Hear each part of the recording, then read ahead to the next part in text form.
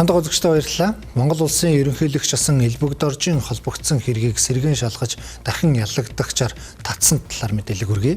Тэрээр өнөөдөр авилгатай тэмцэх газарт очиж мэдүүлэг өгснөөхөө дараа хэвлэлийнхэнд мэдээлэл өгсөн. Гэхдээ өөрийг нь ямар хэрэгт холбогдуулан шалгах болсныг мэдсэнгүй гэж тайлбарлаж байна.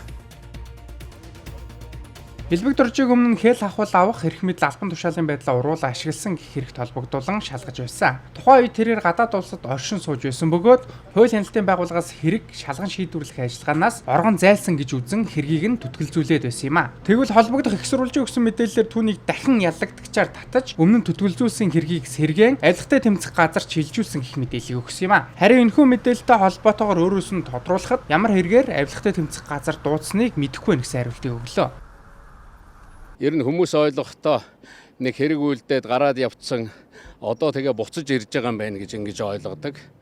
Тэгэхээр хангалттай одоо 7 жил шалгасан. Ер нь энэ төрийн өндөр албан тушаалд байсан улсуудтай холбоотой асуудлаар хууль хяналтын байгууллагын асуух, шалгах тийм зүйлүүд нээлттэй байх ёстой гэж би хувьдаа боддог. 2023 оны 9 сараас одоо ингээд бараг 3 жил болох гэж байна. Энэ хооронд мэдээж одоо ямар нэгэн улсын хууль зөрчсөн юм уу тийм зүйл байхгүй юу байгааг зүгээр өнөөдөр авилгатай тэмцэх газраас өмнө нутастаад өнөөдөр та нэг ирээч гисэн. Тийм асуудал гэж ерөөсөө хэлээгүй байгаа.